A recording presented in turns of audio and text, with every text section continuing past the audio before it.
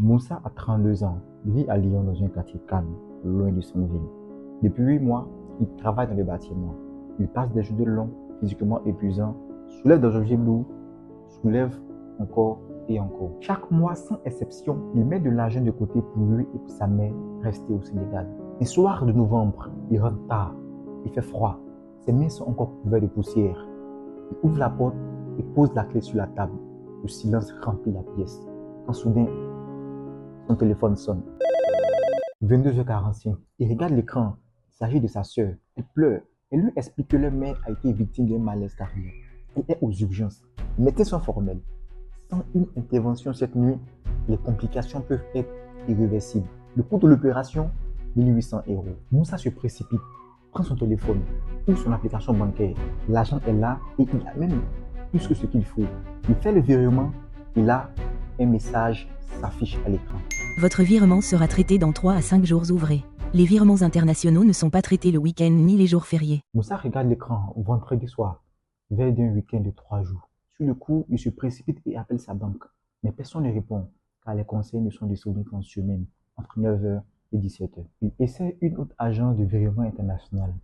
Mais là, les frais sont encore élevés et même le délai est incertain. Moussa tourne en rond, passe la nuit à chercher une solution. Pendant ce temps, sa mère, elle, attend.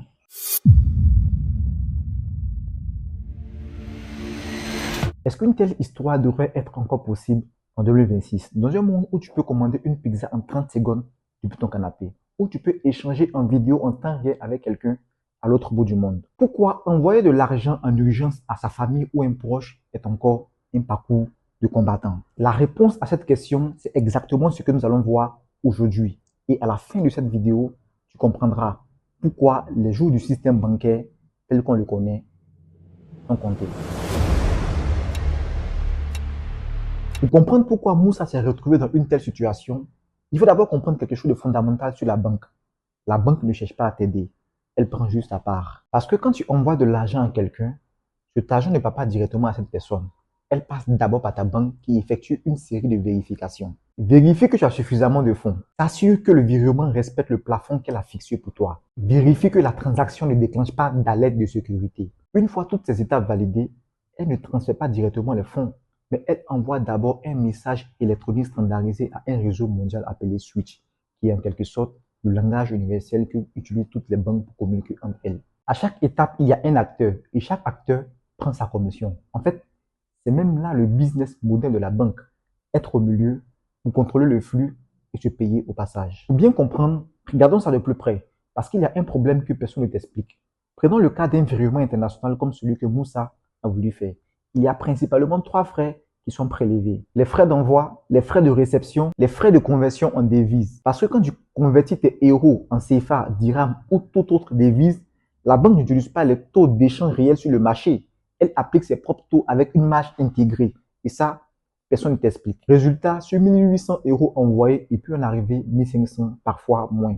Le reste, je pense que tu sais où il est parti. Maintenant, remarquons une chose, parce qu'il y a encore un problème plus profond qu'on en parle de moins en moins, le taux de bancarisation. En Europe, on a tendance à penser que tout le monde a un compte bancaire, que c'est normal, naturel, voire même universel. Mais attention, ce n'est pas le cas. Dans de nombreux pays d'Afrique, d'Asie ou d'Amérique latine, avoir un compte bancaire est parfois une preuve. Parce qu'il faut fournir un certain nombre de documents, un justificatif de domicile fixe, parfois une preuve de revenus réguliers. Et dans certains établissements, l'ouverture d'un compte bancaire est tout simplement payante. J'ai une fois essayé d'ouvrir un compte dans une banque dont l'ouverture coûtait environ 80 €, soit 50 000 francs CFA. Donc imaginez ouvrir un compte 80 € et déposer 10 €. C'est comme commander une pizza à 10 € et payer la livraison de 65 €. Comme on dit chez nous en Côte d'Ivoire, le livreur, il vient en jet privé ou bien. Ouais, man. Et ce n'est pas tout. Une fois le compte ouvert, tu payes des frais mensuels, des frais de retrait, des frais de dépôt et souvent des frais pour avoir une carte bancaire. Tout ça à cause de ton propre argent. Je comprends maintenant pourquoi on habitue les enfants au tirelire. Et ferme ta gueule.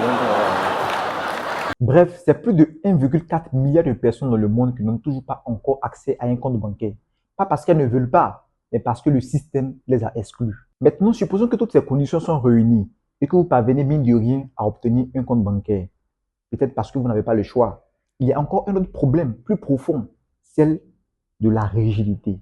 Parce que la banque a ses propres horaires de travail du lundi au vendredi de 9h à 17h, parfois à 15h, avec des chambres de compensation qui fonctionnent par lot à des horaires précis. Ce qui fait qu'un virement envoyé vendredi soir sera traité mardi matin. Et ça, dans le meilleur des cas. Alors on se pose la question, pourquoi est-ce que le monde tourne à la vitesse d'Internet alors que la finance, elle, tourne à la vitesse des années 80? En fait, c'est parce que pendant des millénaires, il n'y avait pas d'alternative. Jusqu'à maintenant. Revenons à Moussa.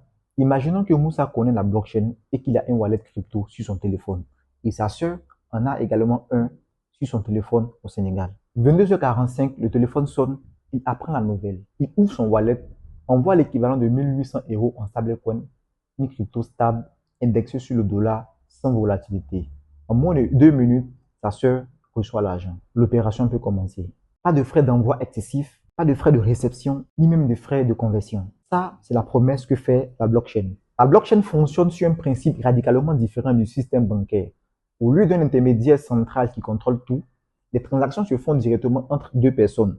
C'est ce qu'on appelle le P2P, c'est-à-dire de personne à personne. Dans ce cas, pas de réseau interbancaire, ni même d'acteur qui prélève sa commission à chaque étape. Et quand il n'y a pas d'intermédiaire, les frais s'effondrent. Avec la blockchain, envoyer de l'argent à quelqu'un à l'autre bout du monde peut coûter quelques centimes. Peu importe le montant, 100 $, 1000 $, 10 000 $, les frais restent quasi identiques. Un autre avantage de la blockchain est l'accessibilité. La création d'un compte appelé wallet, qui signifie portefeuille, se fait en quelques étapes avec seulement 2 outils, un smartphone et une connexion Internet. Avec ça, pas de documents d'identité obligatoires, pas de frais d'ouverture, ni même de dépôt minimum. En seulement 5 minutes, depuis n'importe quel endroit du monde, n'importe quelle personne peut avoir une adresse blockchain et commencer à envoyer et recevoir de l'argent. Un agriculteur au Mali, un artisan du Bangladesh, une famille en zone rurale qui n'a jamais vu une banque de sa vie. La blockchain leur ouvre les portes d'une économie mondiale qui les avait jusque-là ignorées. Un autre avantage de la blockchain est la rapidité des transactions. Elles se font en quelques secondes.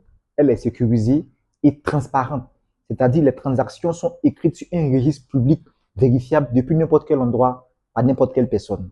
Et elle est disponible 7 jours sur 7, 24 heures sur 24, 365 jours par an. Maintenant, soyons honnêtes, parce que quand on regarde tous les avantages qu'offre la blockchain, on serait tenté de croire qu'elle pourra révolutionner tout du jour au lendemain. Mais si on regarde ça de plus près, la blockchain a des réels défis à relever. D'abord, la volatilité. Prenons par exemple le Bitcoin, qui peut perdre ou gagner 20% de sa valeur en moins d'une semaine. Envoyer de l'argent en Bitcoin en urgence ne serait pas l'idéal. Parce que si vous envoyez 1800 € en Bitcoin à une personne et que pendant le transfert, le Bitcoin gagne 20% de sa valeur, la personne peut en recevoir environ 2100 €. En revanche, si le Bitcoin perd 20% de sa valeur au cours de la transaction, la personne peut en recevoir environ 1400 €. Mais ce problème a déjà été résolu grâce aux stablecoins, des cryptos stables dont la valeur est fixée sur une monnaie comme l'euro ou le dollar. Avec ces cryptos, votre argent ne subit aucune volatilité. C'est exactement ce que Moussa allait utiliser pour faire la transaction de mon exemple précédent. Il y a également un autre défi, celle de la courbe d'apprentissage. Parce que quand on parle de crypto-monnaies ou de blockchain, pour certains, ça semble être du chinois. Et le peu de personnes qui tentent d'apprendre se retrouvent à être confrontées face aux différents thèmes compliqués, notamment la gestion des clés privées, la création d'un wallet et la compréhension des adresses de portefeuille. Donc, cela demande un minimum d'éducation. Et c'est précisément pour ça que cette chaîne a été créée. Par-dessus tout, il y a un élément très important à prendre en compte, c'est celle de la réglementation, c'est-à-dire poser un cadre juridique autour de l'utilisation légale des crypto-monnaies. Et dans ce sens, chaque pays avance à son rythme autour du cadre légal des crypto-monnaies.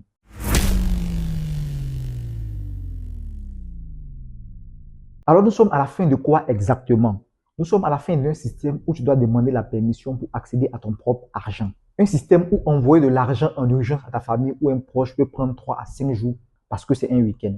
Un système qui exclut plus de 1,4 milliard de personnes parce qu'elles n'ont pas les bons papiers ou la bonne adresse. La blockchain ne va pas détruire les banques du jour au lendemain, mais elle est en train de prouver, transaction après transaction, que notre système est possible, plus rapide, transparent et accessible à tous. Moussa l'aurait pu l'utiliser pour envoyer de l'argent en moins de 2 minutes. Combien d'histoires comme celle de Moussa se passent en ce moment même à cause d'un système qui n'a pas évolué? Si tu as appris quelque chose grâce à cette vidéo ou qu'elle t'a apporté de la valeur, alors abonne-toi parce qu'on ne fait que commencer. Et dis-moi en commentaire si toi ou quelqu'un que tu connais, vous avez déjà vécu un blocage bancaire au pire moment. Je me ferai un plaisir de vous lire en commentaire. Bienvenue sur Cyril Finance.